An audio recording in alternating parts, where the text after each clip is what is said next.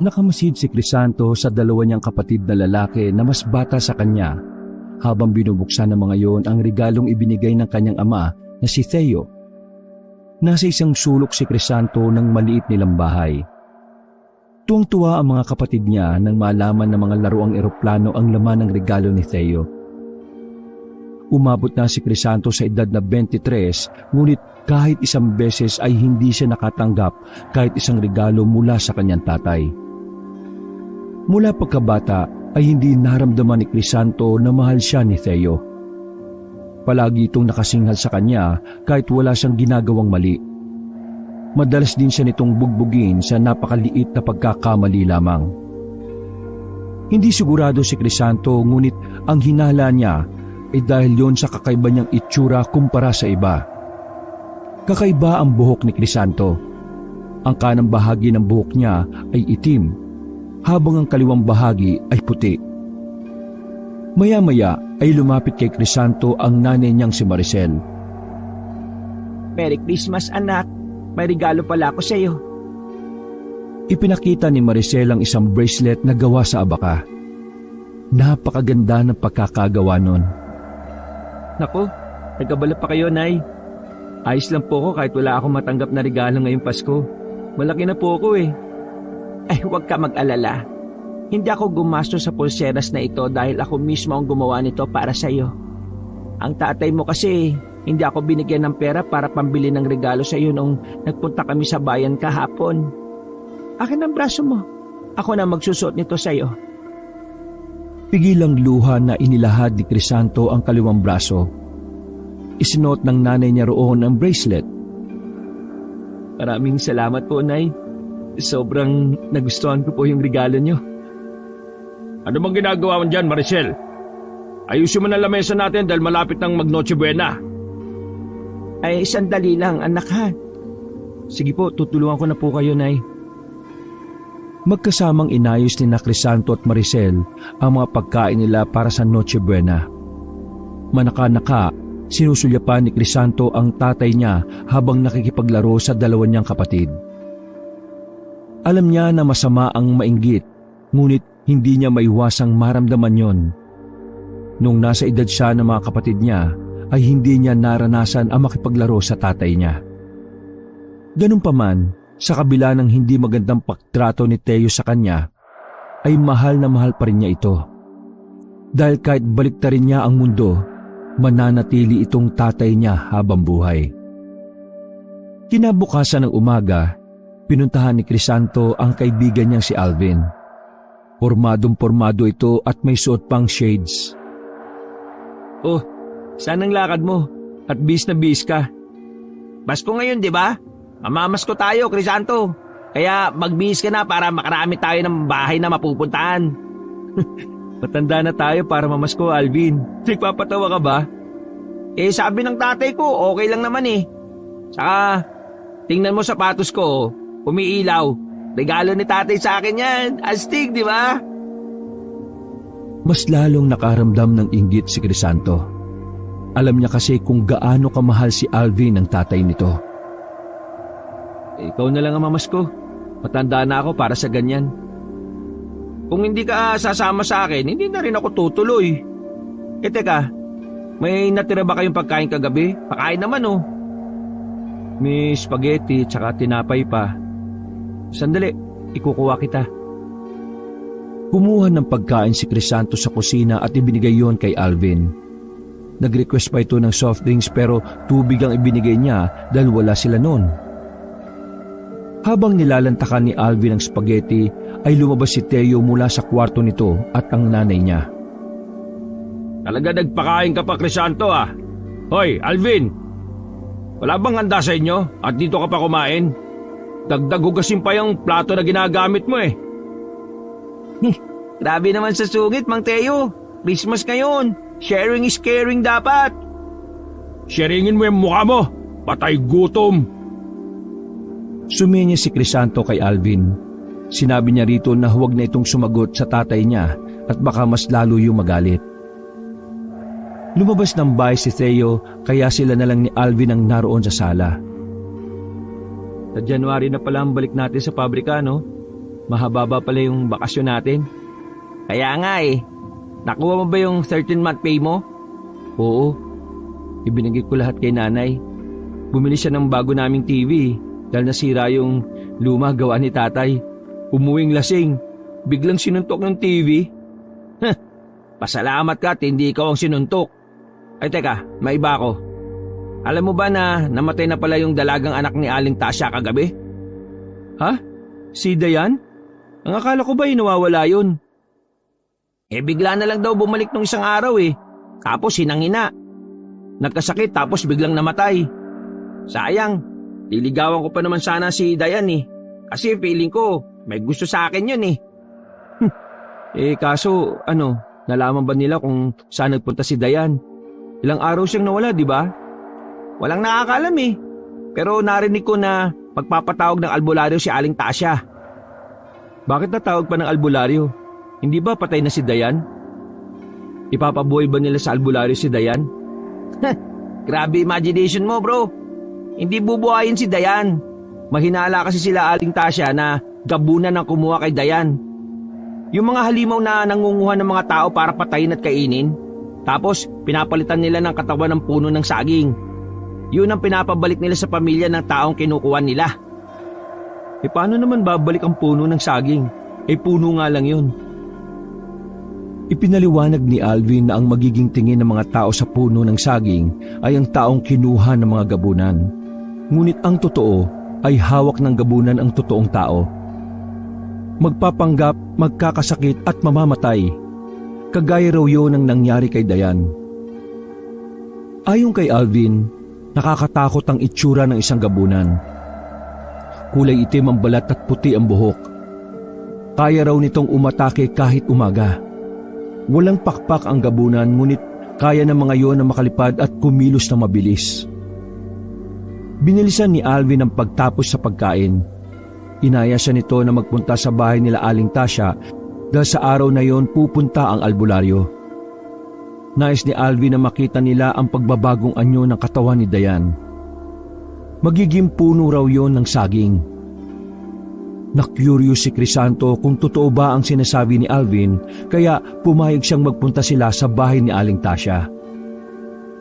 Matapos kumain ni Alvin ay nagtungo na sila sa bahay ni Aling Tasha. Malayo pa lang ay dinig na ni Crisanto ang pagpalahaw ni Aling Tasha.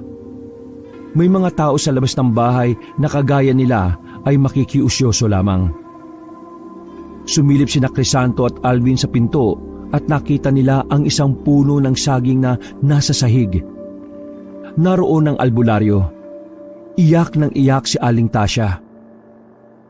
Sayang, hindi natin naabutan yung pagbalik ng katawan ni Dayan sa puno ng saging.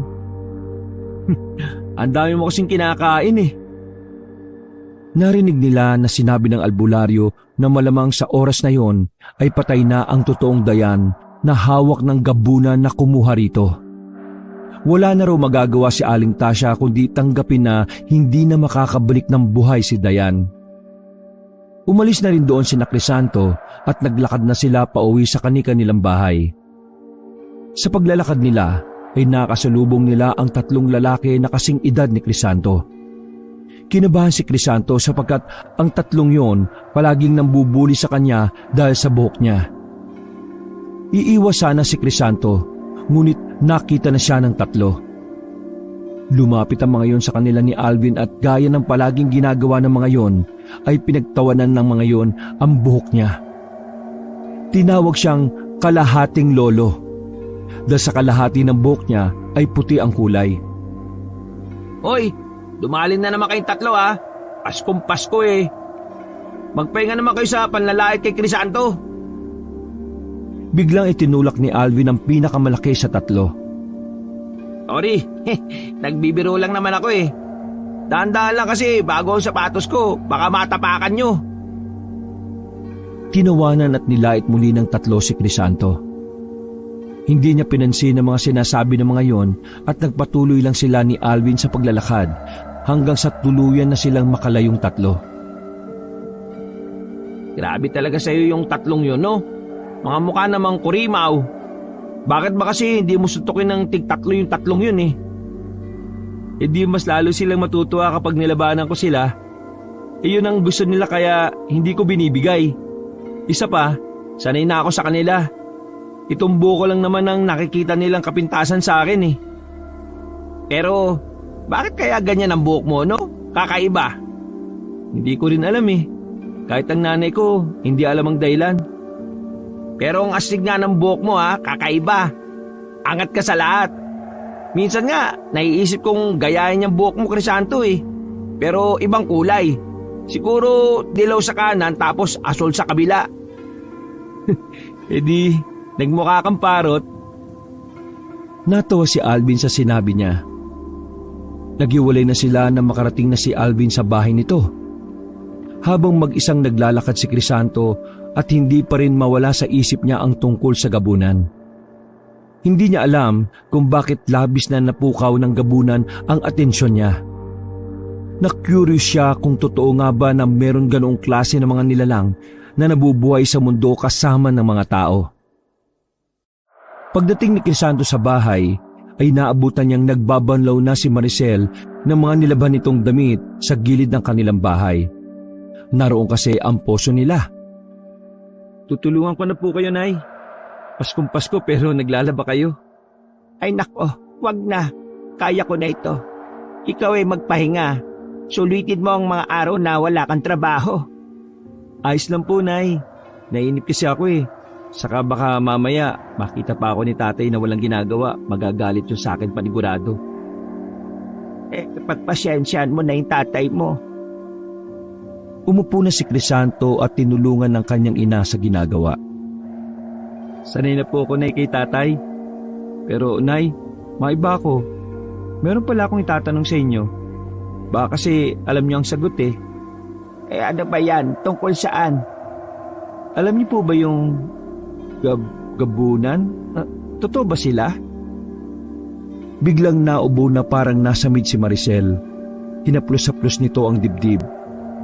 Kukuha sana siya ng tubig para rito ngunit ayon dito ay ayos na ito. Bakit mo naitanong ang tungkol sa mga gabunan? Naikwento lang kasi sa akin ni Alvin yung tungkol sa kanila. Sa kasi Dayan, yung ilang araw na nawawala na anak ni Aling Tasya, bumalik na pala pero biglang nagkasakit at namatay. May albularyo na pumunta sa bahay nila ngayon. Naging katawan ng puno ng saging si Dayan, Nay. Huwag kang nagpapaniwala sa mga ganyang bagay. Sa Diyos ka lang maniwala, Crisanto. Hindi totoo ang gabunan o iba pang nilalang kagaya ng aswang. Ewan ko, Nay, pero para sa akin, totoo sila eh. Iyan lang ba itatanong mo? Kung wala na kunin mo na sa loob yung mga hangin at sipit para makapagsampay na ako. May napansin si Crisanto sa nanay niya noong tinanong niya yon tungkol sa mga gabunan. Tila namutla si Maricel at nabubulol sa pagsasalita. Sa mata nito ay parang meron itong naisabihin pero hindi nito magawang isatinig. Kaya simula ng araw na yon, inisip ni Crisanto na nais niyang makakita ng gabunan. Gusto niyang malaman kung totoo ba ang mga ganong uri ng nilalang. Isang gabi, habang naghahaponan sina Crisanto, ay napansin niya na wala ang kanyang tatay. Bakit wala si tatay, Nay? Nasaan siya? Inaya ng ninong Albert mo na mag-inom. Kaninang tanghali pa nga wala Kung ganun, tirahan na lang natin ng pagkain si tatay. Baka kumain yun pag uwi niya mamaya. Wag na. Sigurado kong busog yun pag uwi. Tutulog na kagad yun mamaya. Kung gusto mo pa ng ulam kumuha ka pa ha. Ubusin mo na yan kaysa sa mapanis. Sinunod ni Crisanto ang sinabi ni Maricel. Paborito niya ang ulam nila na ginataang pritong isda na may halong pechay kaya napasarap ang kain niya. Si Crisanto na rin ang naghugas ng pinagkainan nila matapos nilang kumain. Sa gitna ng pagtulog ni Crisanto ng gabing yon, ay nagising siya sa pagbukas ng pinto ng kanilang bahay. Bumukas ang ilaw at nakita niya si Theo na pasuray-suray na nagpunta sa kusina. Sa sala siya natutulog at hindi siya kasama ng pamilya niya sa nag-iisang kwarto sa bahay na yon. Kapag lasing ang tatay niya, ay hindi niya kinakausap o nilalapitan. Mas mainit ang dugo nito kapag nakakainom yon. Kaya mas minabuti ni Crisanto ang magkunwaring tulog. Narinig ni Crisanto ang pagbubukas ni Theo ng mga kaldero sa kusina. Maricel! Maricel! Bakit wala ng pagkain? Nagugutom ako! Humahangos na lumabas si Maricel sa kwarto. Ay, pasensya ka na. Inubos na namin ang ulam kanina. Ang akala kasi namin hindi ka nakakain pag uwi mo. Inuman ang pinuntahan ko, hindi birthday yan. Hoy Maricel, ganito na ba sa bahay na ito ngayon? Inuubusan niyo ng pagkain ng nagtatrabaho at nagbibigay ng pera sa inyo? Aray ko, Theo, nasasaktan ako. Nang marinig yun ni Crisanto ay iminulat niya ang kanyang mga mata. Nakita niya na mahigpit na hawak ni Theo si Maricel sa braso. Natakot siya na baka saktan ng tatay niya ang kanyang nanay, kaya agad siyang tumayo at lumapit sa dalawa. Tay, nasasaktan po si nanay. Kung gusto niyo po, maghanap ako ng pagkain sa labas. Huwag kang makialam dito, ha? Crisanto, ayos lang ako. Sige na, bumalik ka na sa pagtulog. Ang totoo po niyan, ako pong umubos ng ulam. Pinigilan pa ako ni nanay na huwag ubusin kasi sabi niya, baka kakain kayo pag uwi niyo. Pero hindi ako nakinig. Paborito ko po kasi yung ulam kanina, tay. Crisanto, ano ba sinasabi mo? Binitiwan ni Theo si Maricel at siya na ang hinarap nito. Dinuro pa siya nito sa muka. Ay, hindi porke nagtatrabaho ka, may karapatan ka nang ubusan ako ng pagkain, Crisanto. Ano ba, Theo? Napakababaw na bagay. Bibili ako ng pagkain sa labas, tumahimik ka na. Abat, talagang pinagtatanggol mo pa itong anak mo, no? Sa bagay, kanino pa ba ito magmamana kundi sa tatay nitong malamang busabos din ang tatay mo, Crisanto? Tumahimik ka na. Pero, ikaw pong tatay ko, di ba? Ako? Tatay mo? Ha! Tingnan mo nga yung itsura mo sa salamin at sabihin mo kung magkamukha tayo. Sa kayang buhok mo, kanino ba naman na yan? Malamang sa lahi ng totoo mong tatay. Naluluhang napatingin si Crisanto kay Maricel. Nay, ano pong sinasabi ni tatay? Huwag kang makinig sa kanya. Lasing ang tatay mo at hindi niya alam ang Ikaw ang tumigil, Maricel. Matagal na ako nagtitis dito sa anak mo sa ibang lalaki. Ginastusan ko pa ito kasi mahal kita. Pero sa tuwing nakikita ko ito, naaalala ko na isang gabi ay may isang lalaking pinagsamantalahan ka at nagbunga pa ang ginawang yun ng lalaking yun sa'yo. Sabi ko naman kasi na ipalaglag mo na itong si Crisanto dati. Pero anong ginawa mo? Itinuloy mo pa rin. Itong Crisanto na to ang nagdadala ng kamalasan sa buhay natin. Natigalgal si Crisanto sa mga sinabi ni Theo. Lumuluhang tumingin siya kay Maricel na umiiyak na rin ng sandaling yon. Nay, ano ba yung sinabi ni tatay? Dalawang magkasunod na tango ang naging sagot ni Maricel. Pakiramdam ni Crisanto ay pinagbagsakan siya ng langit at lupa. Parang bombang sumabog sa harapan niya ang katotohanan.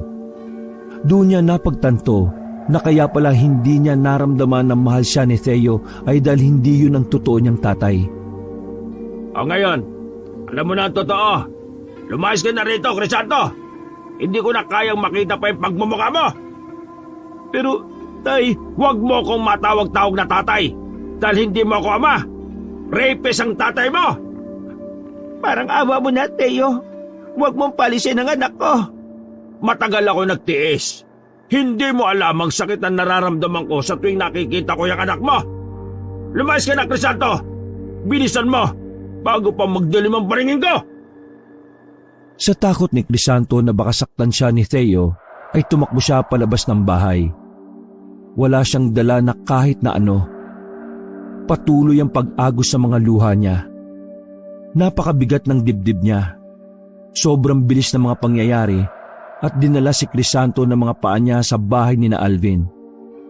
Ito at ang tatay nito lamang ang nakatira doon. Ang nanay kasi ni Alvin ay nasa ibang bansa.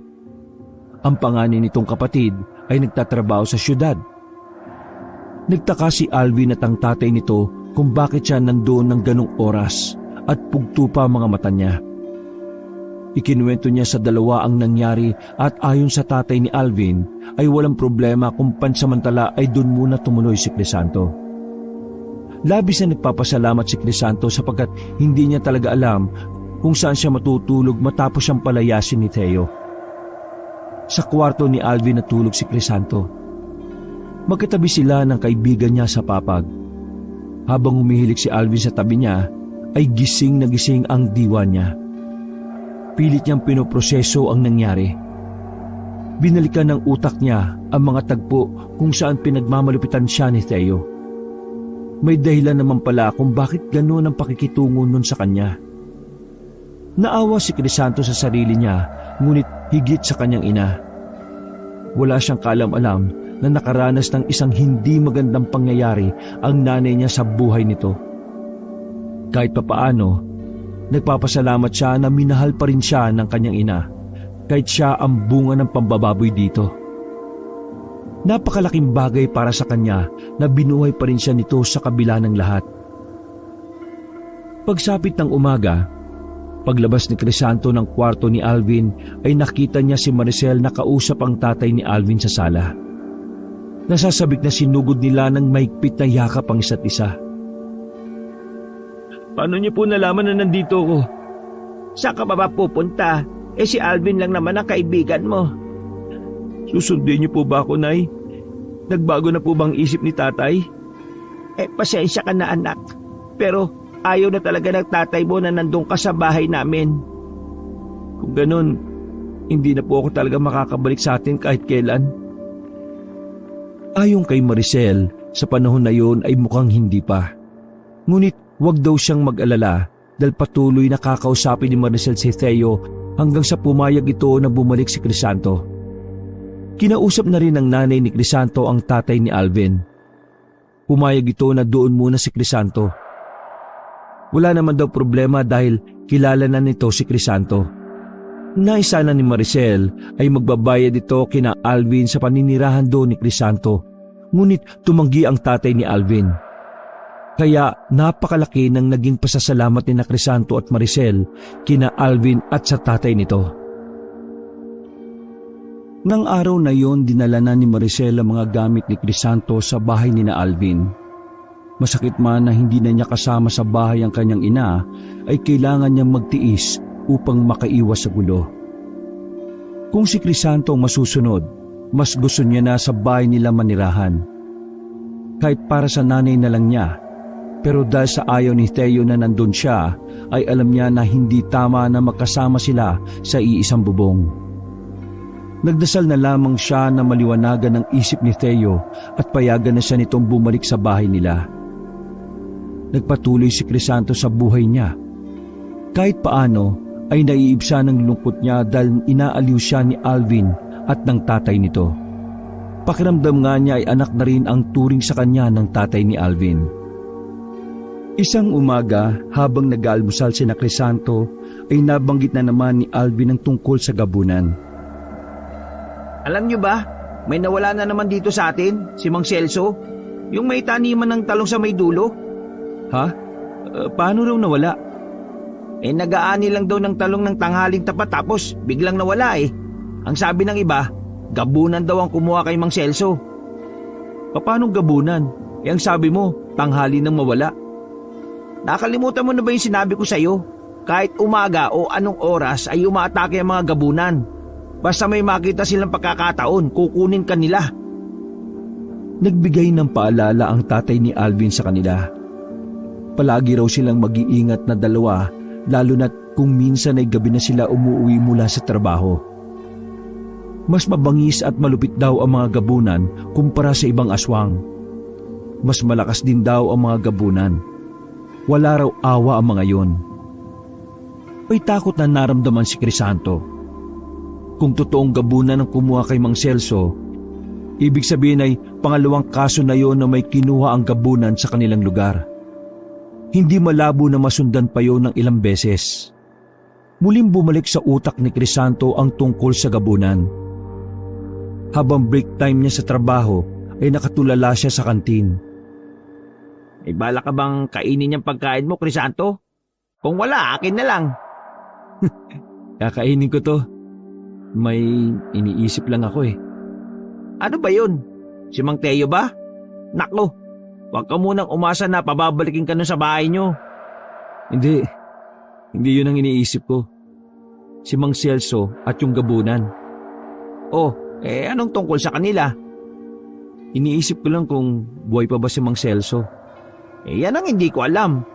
Pero sigurado ako, kapag bumalik si Mang Celso, hindi yun ang totoong Mang Celso. Katawan na lang yun ng puno ng saging. Kinalibutan si Crisanto sa sinabing yun ni Alvin. Hindi niya lubos maisip kung papaanong nagagawang palitan ng mga gabunan ang isang tao ng puno ng saging. Para sa kanya, isa yung malaking misteryo na gusto niyang tuklasin ang kasagutan. Isang gabi, mag-isang naglalakad si Crisanto pauwi mula sa trabaho. Hindi niya kasama si Alvin dahil pina-extend ng line leader nila ang oras ng pagtatrabaho nito. Kulang kasi sila sa tao. Tahimik ang kapaligiran. Wala nang tao sa labas dahil halos 11:00 na ng gabi. Maya-maya, narinig ni Crisanto ang pagtatahulan ng mga aso sa kung saan. Kinabahan siya at ang unang pumasok sa isip niya ay baka gabunan ng dahilan ng pagkakagulo ng mga aso. Tatakbo na sana siya para mabilis siyang makauwi sa bahay nila Alvin, ngunit natigilan siya nang may narinig siyang sigaw ng lalaki na humihingi ng tulong. Agad na tinungo ni Crisanto ang pinanggalingan ng sigaw at dinala siya sa isang matalahib na lugar. Napasigaw siya sa gulat nang mula sa makapal na talahib ay lumabas ang isang lalaki na nahihirapang maglakad. Laking gulat ni Crisanto nang malaman niyang si Mang Celso ang lalaking yun. Mang Celso, buti nakabalik kayo. Teka, ikaw ba ang tunay na Mang Celso? O isa kang puno ng saging? Puro paghingi ng tulong lamang ang naririnig ni Crisanto kay Mang Celso. Naawa na siya kaya tinulungan niya itong makauwi sa bahay nito. Hindi makapaniwala ang pamilya ni Mang Celso. Nagpasalamat ang mga yon kay Crisanto. Habang naglalakad siya pauwi, ay nag-alala siya dahil nagkaroon siya ng hinala na baka hindi yun ang totoong Mang Celso. Ikinuwento kagad ni Crisanto kay Alvin ang pagkikita nila ni Mang Celso. Nang makauwi ang kaibigan niya mula sa trabaho, pumusta si Alvin na ilang araw lang ay papanaw si Mang Celso dahil ang totoong Mang Celso ay hawak na ng gabunan. Hindi nagkamali si Alvin. Makalipas ang ilang araw, kumalat sa lugar nila na bigla na lang nagkasakit si Mang Celso at namatay. Alam mo ba, Crisanto? Ayaw ng pamilya ni Mang Celso na ipatingin sa albularyo ang katawan ni Mang Celso eh. Oh, bakit daw? Hindi ba dapat gawin nila yon para malaman nila kung pinalitan nyo ng gabunan? Tanggap na raw nila na wala na si Mang Celso.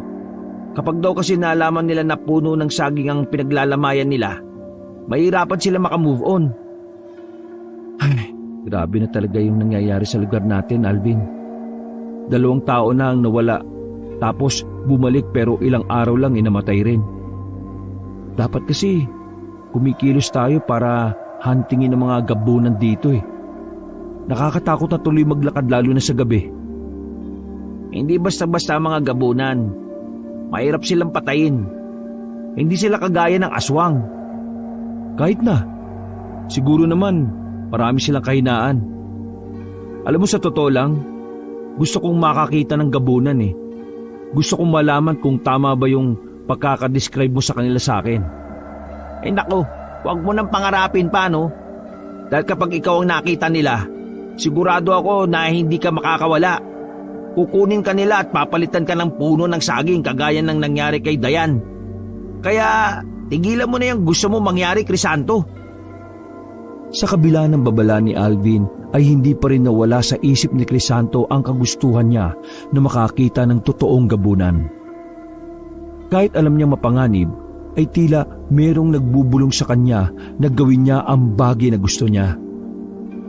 Isang gabi, biglang nalungkot si Crisanto dahil ilang araw na niyang hindi nakikita ang nanay niya. kahit ang mga kapatid niya ay namimiss niya. Kaya nagdesisyon siyang magpunta sa bahay nila. Dahil para sa kanya ay doon pa rin siya nakatira. Dinire-diretso niyang pumasok sa loob.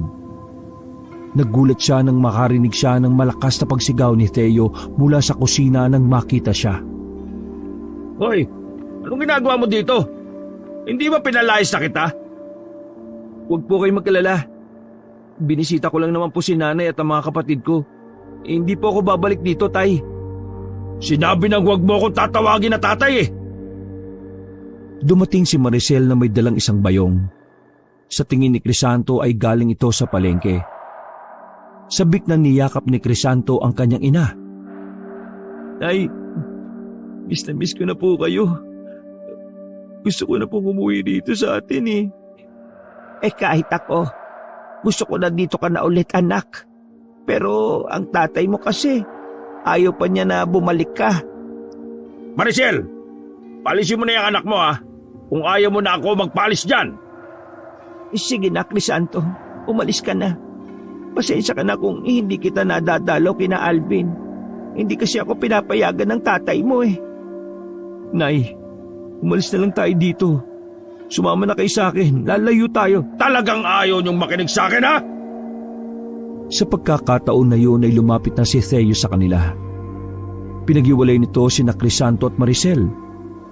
Malakas na sinuntok ni Theo si Crisanto sa muka. Ipinagtulakan pa niya ito hanggang sa matumba siya sa labas ng bahay. Malakas na isinarado ni Theo ang pinto. Hindi napigilan ni Crisanto ang makaramdam ng awa sa kanyang sarili. Maraan siyang tumayo habang umiiyak. Naglakad na siya papunta sa bahay ni na Alvin. Sa paglalakad ni Crisanto, nakasalubong niya ang 3 lalaki na palaging nambubuli sa kanya. Tatalikod sana siya pero tinawag siya ng mga yon. Nagkunwari si Crisanto na hindi narinig ang mga yon at itinuloy niya ang pagtalikod at paglalakad. Alam niya na pagtitripan na naman siya ng 3 kaya kailangan niyang umiwas ng mabilis. Ngunit naabutan siya ng 3 at pinalibutan siya. Kung ano-anong masasakit na salita ang ibinato ng 3 kay Crisanto. Maging ang pagiging anak niya ng rapist ay nalaman din ng mga yon. Hindi niya alam kung paano nalaman yon ng 3. Tahimik lang si Crisanto. Inisip niya na kung hindi niya papansinin ang mga yon, ay mapapagod ang mga ito at lulubayan na siya.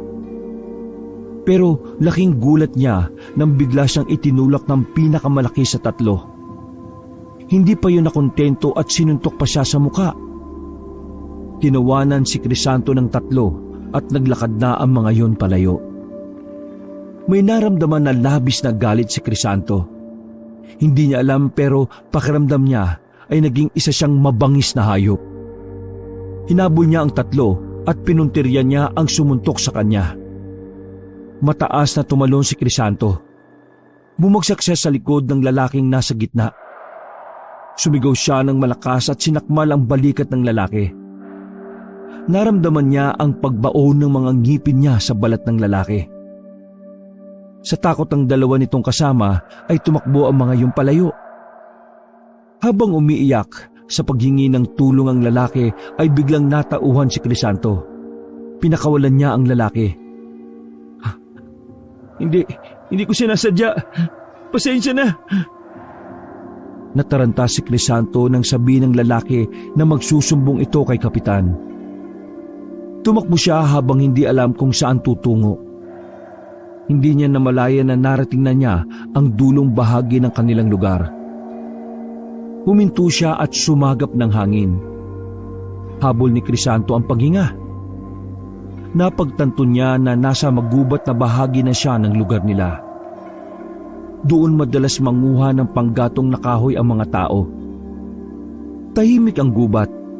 Kahit papaano ay nakikita niya ang kapaligiran dahil sa bilog at maliwanag na buwan. Bakit ba ako tumatakbo? Hindi ako dapat matakot kahit na magsumbong sila kay kapitan. Sila ang dapat na matakot dahil sila ang unang nanakit. Biglang may narinig si Crisanto na mga yabag mula sa kanyang likuran. Nang lumingon siya, ay nakita niya si Alvin na papalapit sa kanya. Alvin, anong ginagawa mo rito? Nakita kasi kitang tumakbo matapos mong kagatin yung nambubuli sa iyo eh. Bakit ka ba dito tumakbo? Grabe, nakakapagod. Ang bilis mo palang tumakbo. Natakot kasi ako eh. Sabi niya, magsusumbong siya kay Kapitan. Huli na nang malaman ko na sila ang dapat matakot kasi sila ang naunang manakit sa akin eh. O tara na, umuwi na tayo. Nakakapagod. Bago pa sila humakbang ay may narinig silang kaluskos mula sa kung saan. Biglang lumabas ang isang babaeng gabunan sa harapan nila. Merong yung matalim na mga mata at pangil. Kitang-kita ang kagutuman sa mukha nun. Ang balat nun ay maitim at ang kanyang mga mata ay kumikislap sa dilim. Kung paano yun inilarawan ni Alvin kay Crisanto ay ganoon din ang itsura nun sa personal. Gabunan! Napanganga si Crisanto. Hindi siya makapaniwala na sa wakas ay nakakita na siya ng gabunan. Tara na, Crisanto! Tumakbo na tayo! Napatras si Crisanto at Alvin. Sa isang iglap, mabilis na sinunggaban ng babaeng gabunan si Crisanto. Mahigpit ang pagkakahawak nito sa kanya. At naramdaman ni Crisanto ang malamig na kamay nito sa kanyang braso. Dinilaan ng gabunan ng pisngi ni Crisanto. Nandidiri siyang napapikit nang maramdaman niya ang malagkit na laway ng halimaw sa kanyang balat. Alvin, tumakbo ka na! Tumakas ka na! Pero hindi kita pwedeng iwan. Humingi ka ng tulong! Bilisan mo! Nag-aalangan si Alvin. Ngunit sa huli, tumakbo na rin siya palayo. Nag-iwan ito ng pangako na babalik na may dalang tulong. Babalik ako, Crisanto. Maghintay ka lang. Habang papalayo sa amin, binaling ng babaeng gabunan ang atensyon kay Crisanto. Ngunit sa halip na saktan o patayin niya ito, ay pinakawalan siya nito at mataman siyang tinitigan. Maya-maya ay humiti ito ng malaki. Inamoy-amoy nito si Crisanto. Uy, teka, anong ginagawa mo? Kung papatay mo ako, patay mo na lang ako. Bilisan mo! Mahinang tumawa ang babaeng gabunan at bumulong ito na isa raw kauri si Crisanto. Anong sinabi mo? Sinabi ng babaeng gabunan na hindi siya nito maaaring patayin dahil magkauri silang dalawa. Hindi raw ito pumapatay ng kauri nito. Ngunit ayon dito ay nagtataka ito dahil may naamoy itong tao kay Crisanto. Dahil isa akong tao, hindi ako isang gabunan. Ayon sa babaeng gabunan ay hindi nagkakamali ang pang-amoy nito. Sigurado raw ito na isa siyang gabunan. Maari raw nakalahati lamang ang pagiging gabunan ni Crisanto. Tinanong pa siya nito kung sino sa tatay at nanay niya ang gabunan. Natigilan at nanlamig si Crisanto. Isang realisasyon ang pumasok sa isip niya. Nagkaroon siya ng isang hinala na tanging ang nanay lamang niya ang makakasagot. Sa isang kisap mata ay nawala sa paningin ni Crisanto ang babaeng gabunan. Bumalik ka rito! May mga itatanong pa ako sa iyo! Paulit-ulit na sumisigaw si Crisanto ngunit hindi na bumalik pa ang babaeng gabunan. Nakatulala si Crisanto habang naglalakad. Sinalubong siya ni Alvin kasama si Kapitan at dalawang tanod. Ikaw ba talaga si Crisanto? Baka ikaw yung ipinalitang gabunan ha? Baka isa kang puno ng saging. Ako to. Nakatakas ako dun sa gabunan. Totoo ba yan? Sige nga. Kung ikaw talaga si Crisanto, magsabi ka ng isang sikreto natin. Nung grade 1 tayo, tumae ka sa classroom natin. Grade 6, nagkaroon ka ng kuliti dahil sinisilipan mo yung anak ng principal natin. 15 anyos ka na nung nagpatuli ka kasi takot ka sa... Mabilis na tinakpan ni Alvin ang bibig ni Crisanto gamit ang isa nitong kamay. Tama na! Napasobra ka naman ng pagsasabi ng sikreto natin. Kapitan, siya po talaga si Crisanto, walang duda. Inihatid din na Kapitan sina Crisanto hanggang sa bahay ni na Alvin upang masiguro ang kanilang kaligtasan. Nagpasalamat si Crisanto at Alvin kina Kapitan. Sinalubong sila ng nag-aalalang tatay ni Alvin at tinanong nito kung ano ang nangyari. Ay umatake pong babaeng gabunan sa amin sa gubat. Tapos nahuli ng gabunan si Crisanto. Bubugbugin ko sana yung gabunan. Pero itong si Crisanto, pinatakbo ko para humingi ng tulong. Buti na lang nakatakas si Crisanto. Teka, paano ka pala nakatakas sa gabunan, Crisanto? Nanlaban ako sa kanya. Nang makawala ko, saka ako tumakbo. Ganun ba?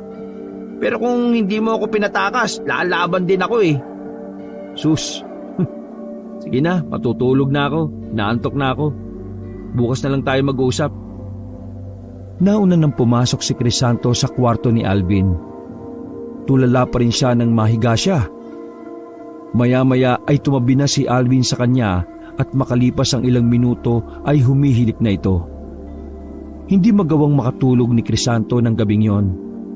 Tumatakbo pa rin sa isip niya ang sinabi ng babaeng gabunan na kauri siya nito. Pagsapit ng umaga, nagtungo si Crisanto sa bahay nila. Alam niya na sa oras na yon ay wala si Teo dahil nasa trabaho ito. Naabutan niya ang kanyang ina na naglilinis ng kanilang bahay. Agad siya nitong niyakap at naramdaman niya ang pagkasabik nito sa kanya. Kumusta ka na, anak?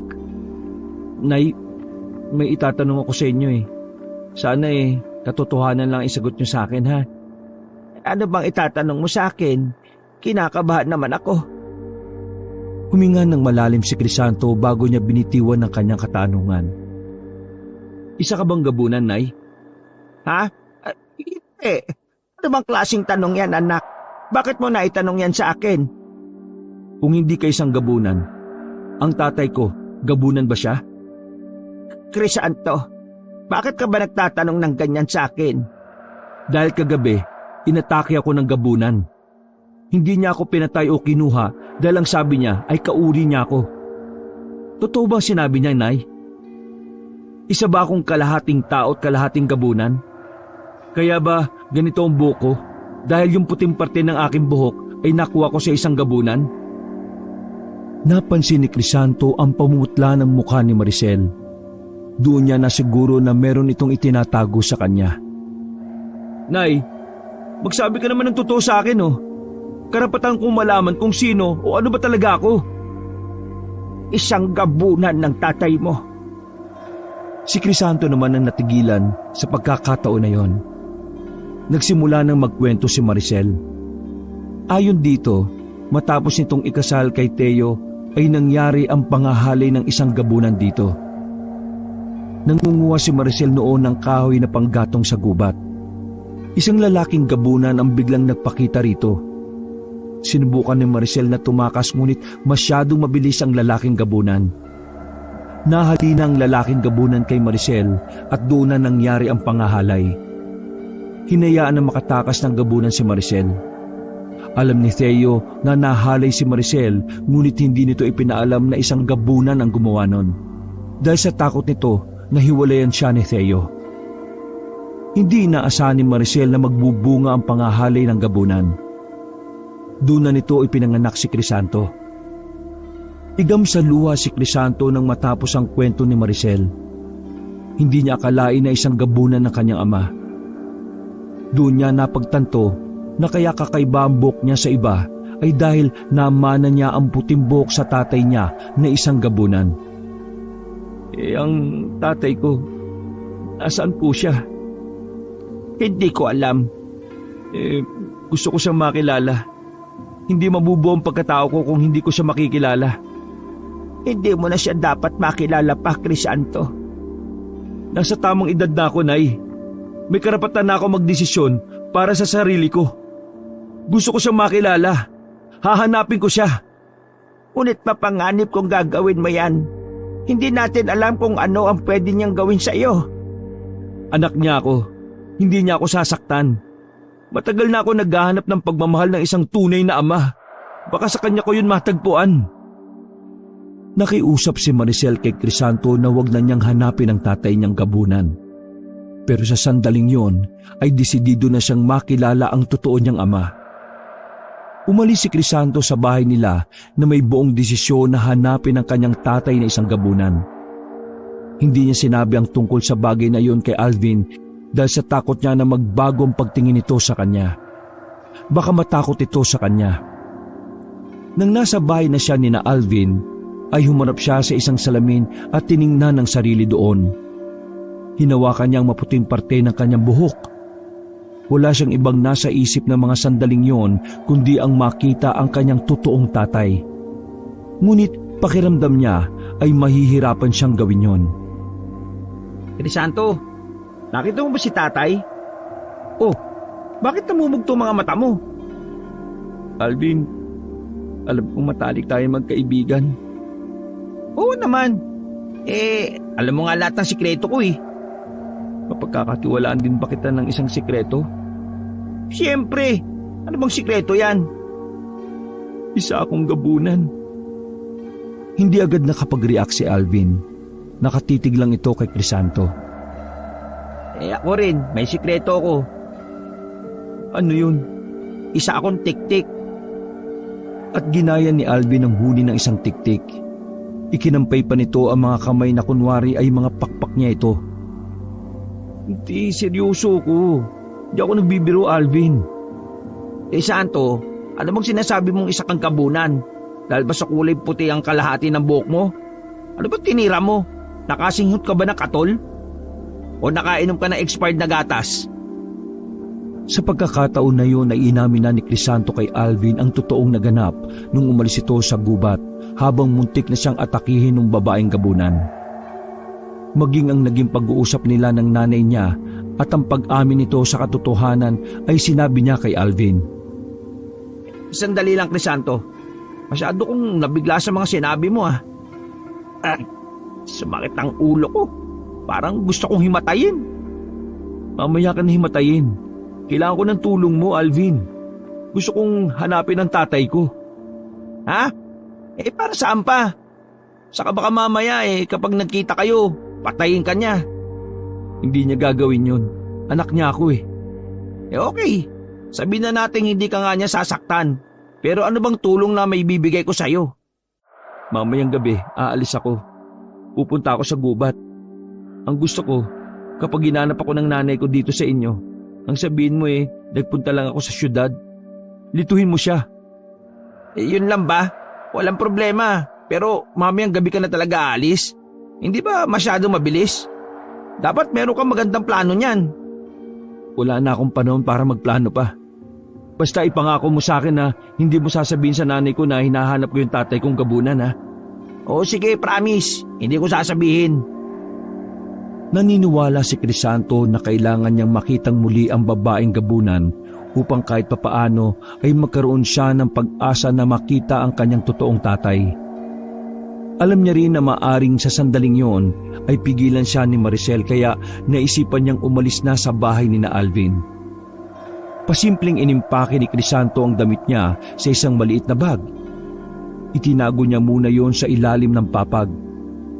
Kinagabihan, habang mahimbing ang tulog ni Alvin, ay pasimple siyang lumabas at nagtungo sa magubat na bahagi ng kanilang lugar. May dala siyang flashlight upang mas maging madali ang paglalakad niya sa madilim na gubat. Nang nasa gitna na siya noon, ay sumigaw siya. Babaeng gabunan! Naririnig mo ba ako? Magpakita ka sa akin! Paulit-ulit yung isinisigaw ni Crisanto habang naglalakad. Inabot na siya ng halos 1 oras ngunit walang senyalis na merong gabunan sa paligid. Hindi pa rin sumusuko si Crisanto. Patuloy siya sa paglalakad at pagsigaw. Hanggang sa natigilan siya. May narinig siyang kaluskos na papalapit sa kanyang kinaroroonan. Pinakiramdaman niya ang paligid. Sa tingin niya ay sa likod niya nanggagaling ang kaluskos. Agad siyang lumingon sa likod at itinutok niya roon ang flashlight. Nagulat siya nang makita niya si Alvin. Itinakip ni Alvin ang isa nitong kamay sa muka dahil sa pagkasilaw sa liwanag ng flashlight. Malalaki ang hakbang na lumapit si Crisanto sa kaibigan. Alvin, anong ginagawa mo rito? Sinundan kita. Hindi kita pwedeng pabayaan, no? Magkaibigan tayo. Hindi ka ba nag-iisip? Tao ka. Ikaw ang binibiktima ng mga gabunan. Baka kung anong gawin nila sa'yo. Andiyan ka naman eh. Protektahan mo na lang ako. Saka mukhang okay to. Parang adventure. Ay nako, bumalik ka na sa bahay nyo. Hindi kita pwedeng isama. Ha? Ang layo-layo na ng nilakad ko. Hindi ko na nga alam ang daan pabalik eh. Saka, hindi mo ba nakita tong bag sa likod ko? Ready na ako oh. Iatid kita sa bukana ng gubat para makauwi ka na. Hindi pa ba nakakahakbang si Crisanto na may maramdaman siyang kakaibang presensya sa paligid? Nakataas sa mga balahibo sa kanyang braso. Pakiramdam niya ay may mga matang nakamasid sa kanya. Luminga siya sa paligid habang tinatanglawan ng flashlight ang bawat parte ng gubat. Bakit? Anong nangyayari, Crisanto? Tumahimik ka. Parang may kakaiba sa paligid. Hindi mo ba nararamdaman? Wala akong ibang nararamdaman kundi naiihi ako. Sandali lang, iihi lang ako na mabilis. Sasabog na yung pantog ko eh. Pumesto ng pag-ihi si Alvin sa harap ng isang malaking puno. Habang si Crisanto ay patuloy sa paglinga sa paligid, pilit niyang hinahanap ang nilalang na nakamasid sa kanila. Maya-maya ay nagsalita si Alvin habang umiihi. Crisanto, ano tong pumapatak sa ulo ko mula sa itaas ng puno? Balakit na parang ewan. Nakatingala si Alvin. Hindi nito makita kung anong nasa itaas ng puno dahil madilim sa bahaging yon. Dahan-dahan na tinanglawa ni Crisanto ang itaas ng puno. Nagulat sila Alvin nang may nakita silang lalaking gabunan na nakaupo sa matabang sanga. Ang malakit na sinasabi ni Alvin ay mula sa laway ng gabunan. Nahintatakotang napatakbo si Alvin papunta kay Crisanto at nagtago ito sa likuran niya. Tumalo ng gabunan sa harapan nila. May takot na naramdaman si Crisanto. Ngunit pilit niya yung pinaglalabanan. Ang babaeng gabunan sana ang nais niyang makaharap pero ibang gabunan ang nakita niya ng gabing yon. Malaki ang katawan ng gabunan na yon. Habang nakatingin siya sa gabunan, ay may kakaibang naramdaman si Crisanto. Hindi niya yon maipaliwanag kung takot, kaba o saya. Huwag mo kami sasaktan. Kauri mo ako. Alam ko, naamoy ko ang dugo ng isang gabunan sa iyo. Ngunit nasa likod mo, alam kong isa siyang purong tao. Ibigay mo siya sa akin. Itinuro ng gabunan si Alvin na nanginginig na sa takot. Sabi ko na nga ba eh, dapat natulog na lang ako sa bahay eh. Hindi mo siya pwedeng kunin. Kaibigan ko siya. Nandito ako dahil hinahanap ko yung tatay ko na isang gabunan. Crisanto? Paano mo nalaman ang pangalan ko? Stalker mo siguro yan, Crisanto. Ako si Adlaw. Ako ang hinahanap mo, Crisanto. Ako ang tunay mong ama. Mula nang ipagbuntis ka ng iyong ina na si Maricel, lihim na kitang pinagmamasdan sa malayo. Nakita ko ang iyong paglaki. Mula sa pagiging sanggol hanggang sa maging isa kang ganap na binata. Sabi ko sa iyo stalker mo eh. Tumahimik ka nga muna, Alvin. Nangilid ang mga luha ni Crisanto. Doon niya napagtanto na kaya meron siyang kakaibang nararamdaman sa gabunan na si Adlaw ay dahil yun ang kanyang ama. Sa kabila ng kahindik-hindik na anyo ni Adlaw ay hindi nagdalawang isip si Crisanto na yakapin ito. Naramdaman niya ang init ng katawan ni Adlaw. Masaya ako na sinabi na sa iyo ni Maricel ang totoo. Ang buong akala ko habang buhay na lang kitang tatanawin sa malayo, Crisanto. Sobrang saya ko, Tay. Nakita na rin kita sa wakas. Patawarin mo ako kung hindi agad ako nagpakita sa iyo. Hindi mo alam kung gaano ko pinigilan ang sarili ko na gumawa ng masama sa tuwing nasasaksihan ko ang pagpapahirap sa iyo ng kinilala mong ama. Ayos lang, Tay. Dahil sa mga naranasan ko naging matatag ako. Ang importante, nandito ka na. Kumala si Crisanto sa pagkakayakap kay Adlaw upang formal na ipakilala si Alvin. Nang tingnan niya si Alvin ay walang patid ang pag-agos ng luha at uhog nito. Sabi naman kayong dalawa, tinaig niyo pa ang teleserye, drama sa TV. Tay, siya pala si Alvin, kaibigan ko. Sa kanila ako nakatira ngayon, kasama ang tatay niya. Mabait sila sa akin kaya sana huwag niyo silang sasaktan. Hindi makapaniwala si Crisanto na kasama na niya ang totoo niyang tatay. Nagkaroon sila ng pagkakataon na mag-usap. Nalaman ni Crisanto kay Adlaw na nagkaroon nito ng pagtingin kay Maricel. Pagtingin na nauwi sa pagnanasa kaya hinalay nito ang kanyang ina. Alam ni Crisanto na mali ang ginawa ni Adlaw. Kahit hindi ito tao at hindi sakop ng batas ng tao ay mali pa rin yun. Ngunit wala na siyang magagawa upang baguhin ang nangyari sa nakaraan. Ang magagawa na lamang niya ay harapin ang kasalukuyan. Ngayong alam ko na kung bakit kalahati ng buhok ko ay puti. Sa'yo ko pala yun nakuha. Lahat ba ng kalahating gabunan ganito ang buhok, Tay? Ang totoo hindi ko alam, anak. Kahit ako ay nagtataka kung bakit naging ganyan ang buhok mo Marahil, kung yayakapin mo ng buo ang pagiging gabunan mo, ay magiging purong puti na ang iyong buhok. May paraan po ba para maging purong gabunan ako? Hoy, Crisanto, anong sinasabi mo dyan? Gusto mo talaga maging gabunan? Hindi ba? Ang sabi ko ay manahimik ka muna. Ay, oo nga pala. Pasensya na. Sorry. Doon muna ako sa malayo. Panguhuli muna ako ng kuliglig. Kung gagawin mo ang mga natural nating ginagawa, marahil ay tuluyan kang maging gabunan. Kung ganun, kailangan kong kumuha ng tao at palitan sila ng puno ng saging. Kailangan kong pumatay ng mga tao. Ganun na nga, anak. Nakakilabot man pakinggan, ngunit yun ang ginagawa ng kagaya natin. Hindi ko alam kung kaya ko, Tay. Siguro pag-iisipan ko muna. Pero pwede ba akong sumama sa iyo? Gustuhin ko man, pero sa tingin ko hindi magandang sumama ka sa akin, Crisanto. Hindi ko alam kung anong klaseng pagtanggap ang maibibigay sa iyo ng mga gabunan. Nais kitang protektahan sa kanila. Kung may iba na hindi pumapatay ng kanilang kauri, hindi ko alam kung merong pumapatay ng kagaya mo na kalahati lamang ang dugong gabunan. Naintindihan ni Crisanto ang ibig sabihin ni Adlaw. Matagal silang nag-usap. Wala na ang takot sa dibdib ni Crisanto sapagkat alam niya na hindi siya sasaktan ng kanyang totoong ama. Napakasaya ng puso niya sapagkat naging maayos ang kanilang pagkikita. Mukhang kailangan ko nang umalis, Tay. Hindi kita pipigilan. Maaari ka nang bumalik sa iyong bahay sa ngayon. Makikita pa naman tayo ulit, di ba?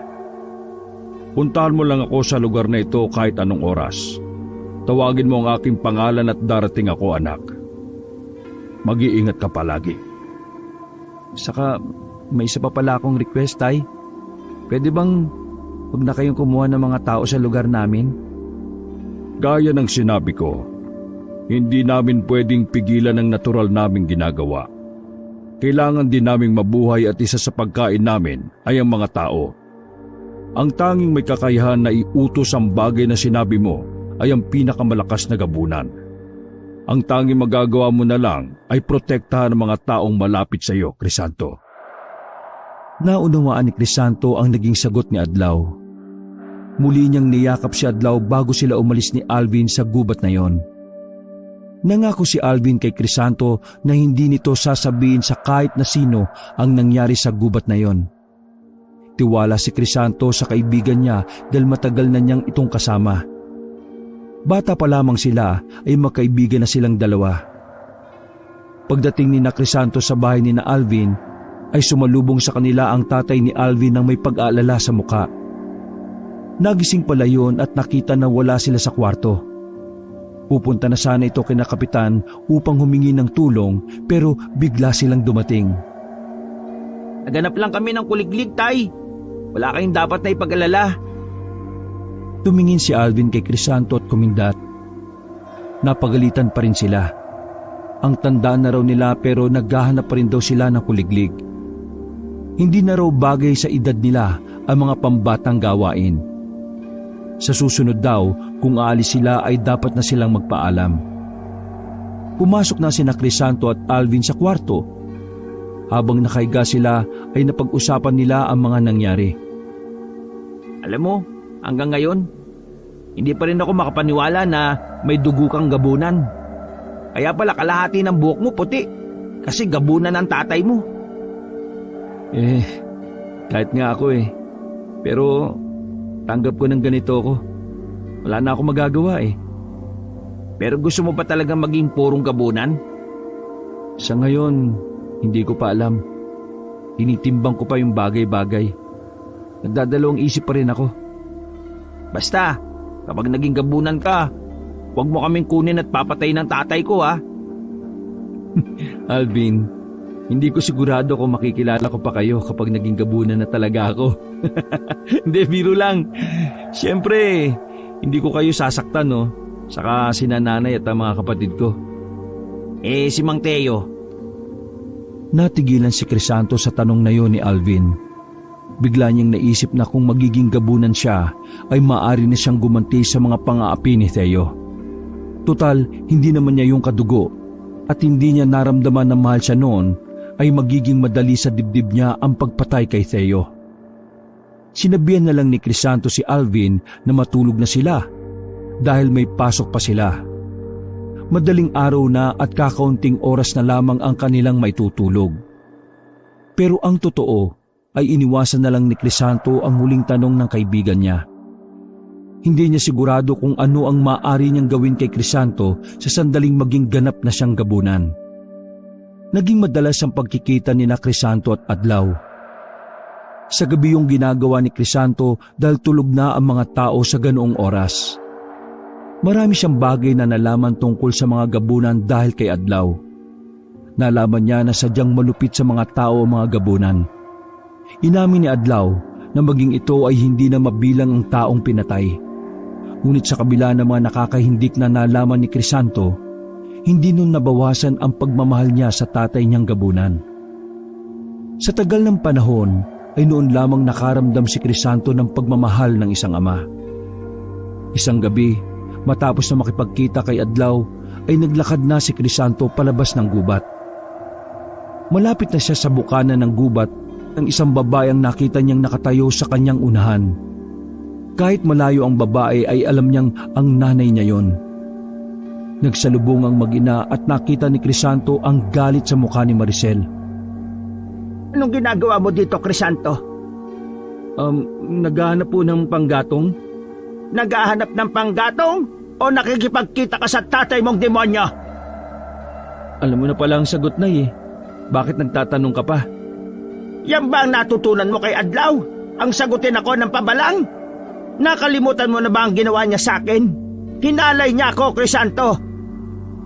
Hindi ko po nakakalimutan yon, Nay. Naiintindihan ko kung bakit ka galit sa kanya. Pero sana, maintindihan mo na sabik ako sa pagmamahal ng isang tatay. Kung minahal lang sana ako ni Theo, hindi ko nahahanapin ang tatay ko. Hindi ka talaga nakikinig sa akin, ano? Ngayon nahanap mo na si Adlaw. Ano na ang susunod mong gagawin? Magiging gabunan ka na rin kagaya niya? Nag-iisipan ko pa po ang bagay na yan, Inay. Naiyak si Maricel sa sagot ni Crisanto. Lumod ito sa harapan niya. Mabilis na itinayo ni Crisanto ang kanyang ina. Anak, ikiusap ako sa iyo. Huwag mong gawin ito sa sarili mo. Hindi maganda ang pamumuhay na meron ng mga gabunan. Papatay ka ng mga inosenteng tao. Kung yun po ang nakatadhana sa akin, wala na akong magagawa. Hayaan niyo na lang ako sa gusto ko, Nay. Mula sa likod nila ay dumating si Adlaw. Naglakad ito palapit sa kanila. Malakas na sumigaw sa takot si Maricel kaya mahigpit itong niyakap ni Crisanto. Hindi ko na alam ang huling beses na nakita kita ng ganito kalapit, Maricel. Napakaganda mo pa rin. Ay nako, tigilan mo si Crisanto. Huwag mong lasunin ang utak ng anak ko. Anak ko rin siya, Maricel. Isa pa, hindi ko nilalaso ng utak ni Crisanto. May sariling isip ang anak natin. Hindi ko siya pinupwersa sa bagay na ayaw niya at hindi siya komportable. Kung mahal mo ang anak natin, hindi mo siya hahayaan na maging kagaya mo. Kagaya ko? Ano ba kami sa tingin mo, Maricel? Mga demonyo kayo! Ngunit demonyo rin ang iba sa mga tao. Kahindik-hindik man ang aming itsura sa paningin nyo, hindi mo may tatanggi na maraming tao ang mas demonyo pa sa amin. Pinabalaan kita, Adlaw. Ito na ang huling pakikipagkita mo kay Crisanto. Hindi ako papayag na gawin mong gabunan ng anak ko. Crisanto! Tara na! Umuwi na tayo! Inayaan na lang ni Crisanto na hilahin siya ni Maricel palabas ng gubat. Nang makalis na sila roon, ay muling nakiusap ang nanay niya. Hati pa rin ang desisyon ni Crisanto kaya hindi niya masagot si Maricel sa tanong nito kung gusto niya ba talaga na maging isang ganap na gabunan. Isang gabi, masayang nagkukwentuhan sina Crisanto at Alvin. Ang tatay ni Alvin ay nanunood ng telebisyon. Maya-maya, dumating si Maricel at tumiling ito na makausap si Crisanto nang silang dalawa lang. Inaya muna ni Alvin ang tatay nito na lumabas upang mabigyan ng pagkakataon na makapag-usap sina Crisanto at Maricel. Kung nandito ka po para pigilan ako makipagkita sa tatay ko, nagsasayang ka lang ng oras, Nay. Hindi yan ang dahilan kung bakit ako nandito, Crisanto, anak.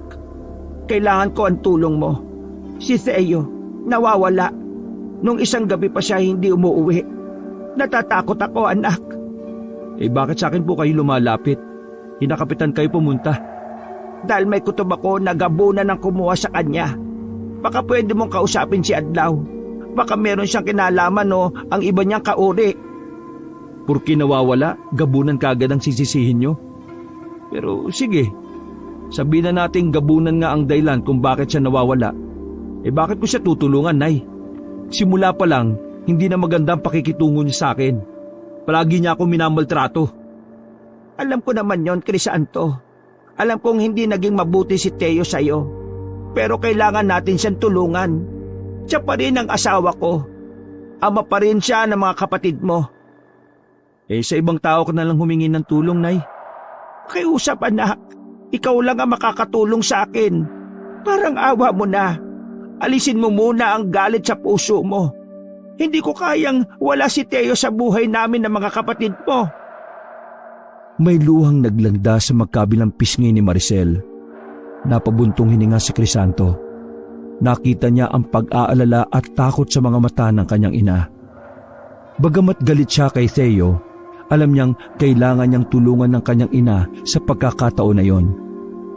Sige po, susubukan ko kausapin si tatay. Gagawin ko ito para sa'yo at hindi para kay Theo.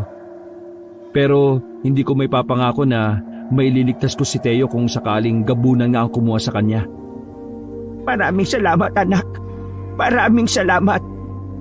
Tanging si Alvin lamang ang pinagsabihan ni Crisanto sa naging pag-uusap nila ng kanyang ina. Gusto niyang malaman kung ano ang opinyon ng kaibigan niya tungkol sa bagay na yon. Nako, pabayaan mo na yung Theo na yon. Ang sama kasi ng ugali nun lalo na sa'yo.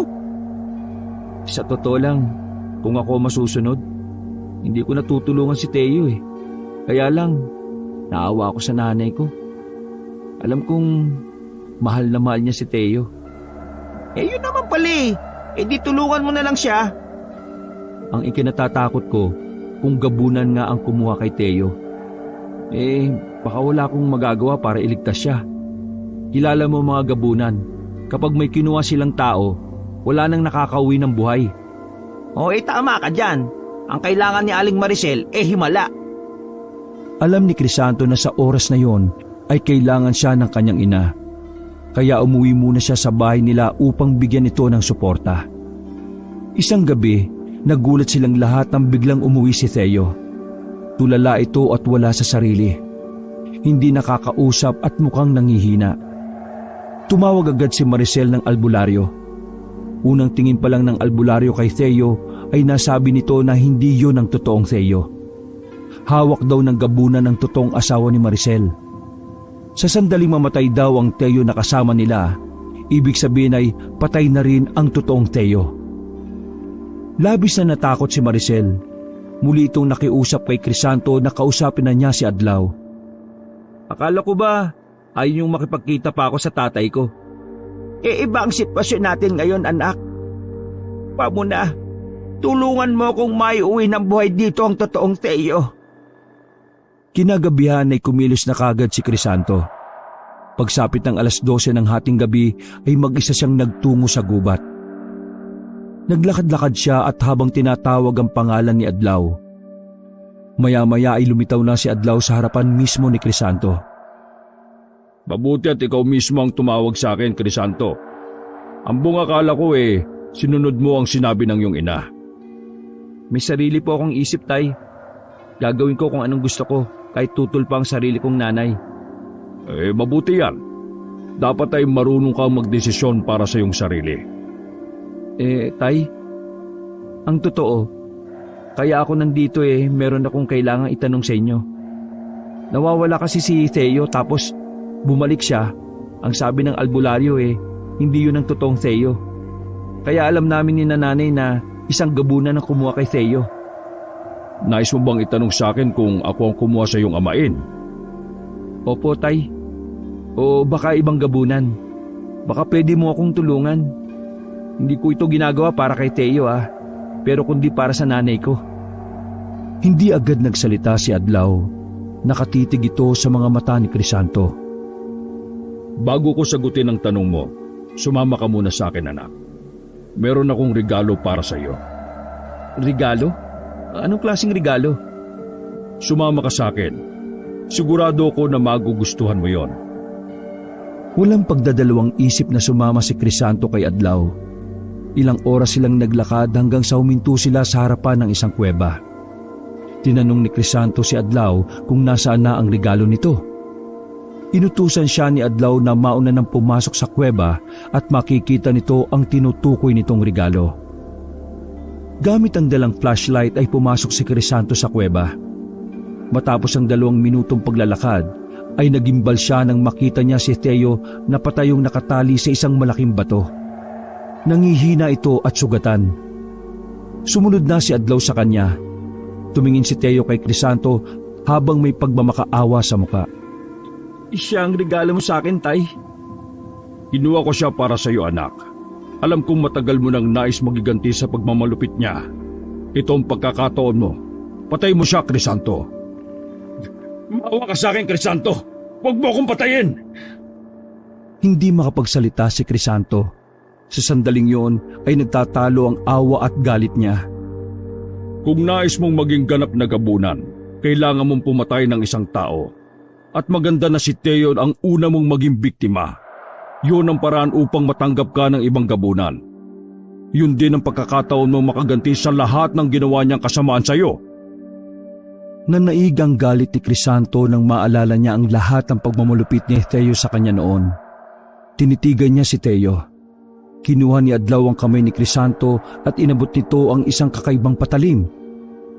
Patay mo na siya kung nais mong maging ganap na gabunan, anak.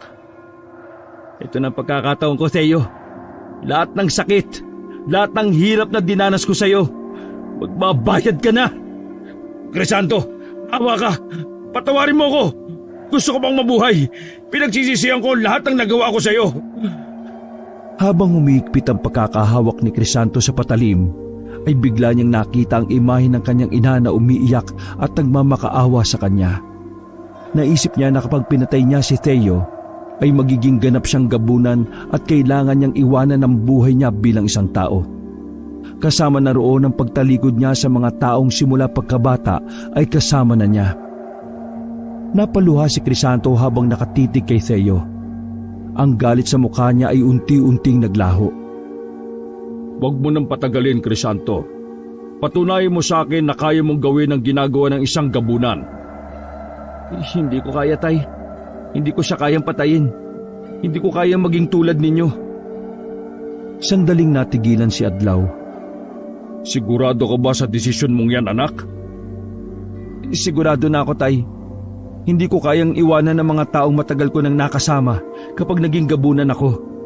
Si nanay, si Alvin, at ang mga kapatid ko. Mahal na mahal ko sila.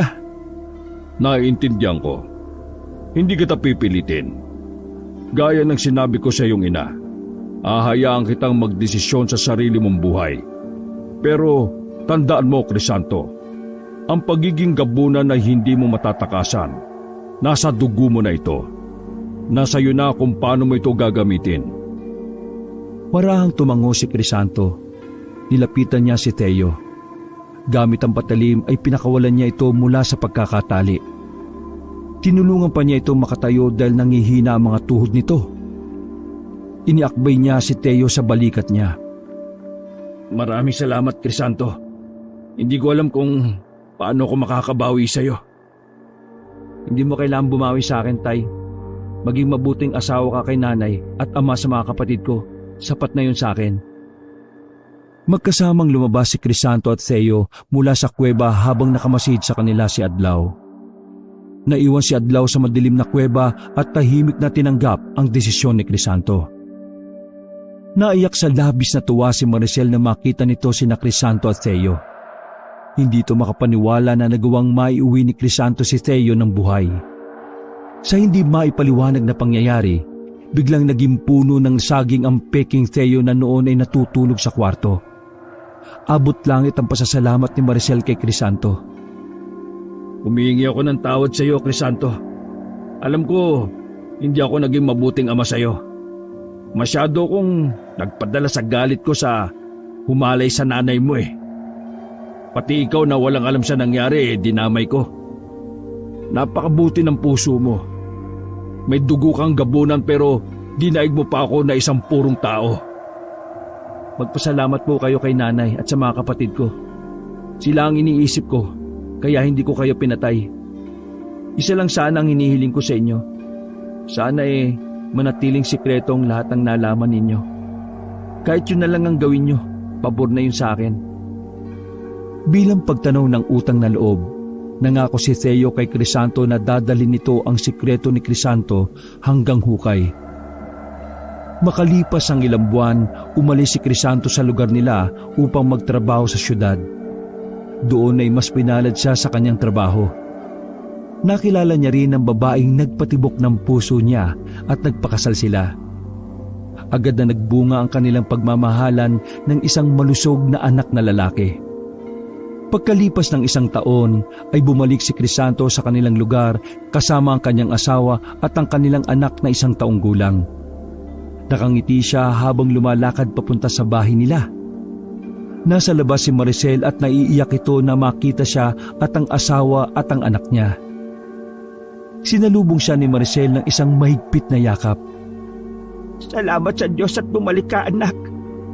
Kumusta po kayo, inay? Ayos lang ako, anak. Ikaw, kumusta ka?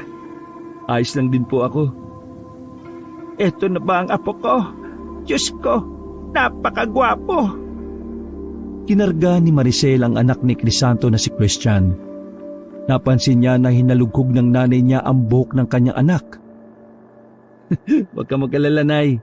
Wala siyang puting buhok kagaya ko. Si Tatay Teo nga pala. Wala siyang puting buhok kagaya ko. Ay teka, si Tatay Teo nga pala. Ayun, nasa trabaho pa. Mamaya pang dating niya. Sigurado ko na matutuwa rin niya na nandito ka. Habang nag-uusap sila sa labas ay dumating si Alvin at nakita nito si Crisanto. Nasasabik na tumakbo si Alvin kay Crisanto. Sabik siya nitong niyakap. Hindi papalaw ah. Maraming ginagawa sa trabaho eh. Oh, kumusta na ang lahat dito sa atin? Ayos naman. Parang dati pa rin. Pero mas masaya kapag nandito ka. Matapos makapagpahinga, ay nagtungo si Crisanto sa gubat kasama ang kanyang anak upang bisitahin ang kanyang ama na si Adlaw. Alam niyang sa kabila ng lahat, bahagi pa rin ng buhay niya si Adlaw. Sa kagubatan, nakita niya si Adlaw na nakatayo sa tabi ng isang puno na tila alam na darating siya ng mga sandaling yon. Maligayang pagbabalik, Crisanto. Pumunta ako dito para ipakita sa inyo yung bagong bahagi ng ating pamilya. Ito po ang anak ko, Tay. Ang apo nyo, si Christian. Maingat na kinarga ni Adlaw si Christian na natutulog ng mahimbing. Baka sa mukha ni Adlaw ang labis na kasiyahan.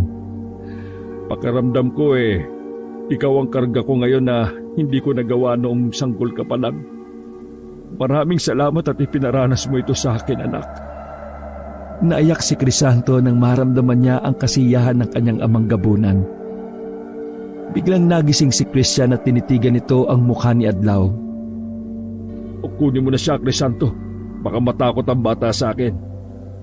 Inilayo ni Adlaw ang mukha nito sa sanggol. Ngunit imbis na umiyak si Christian, ay humagikik ito habang pilit na inaabot ang mukha ni Adlaw. Sa tingin ko hindi siya natatakot sa iyo, Tay. Tingnan mo, gusto ko niya hawakan. Hindi makapaniwala si Adlaw. Unti-unti nitong inilapit ang mukha sa maliit na kamay ni Christian. Hanggang sa paulit-ulit na hinaplos nito ang pisngi ng lolo nito na isang gabunan. Nakangiting pinagmasdan ni Crisanto si Adlaw at Christian. Sa sandaling yon ay wala siyang mahihiling pa sa buhay niya. Masasabi niya na wala siyang pinagsisihan na pinili niya ang mabuhay bilang isang normal na tao dahil dumating sa buhay niya si Christian. At sisiguraduhin niya na malalaman nito pagdating ng tamang panahon ang lahing pinagmulan nito. Wakas,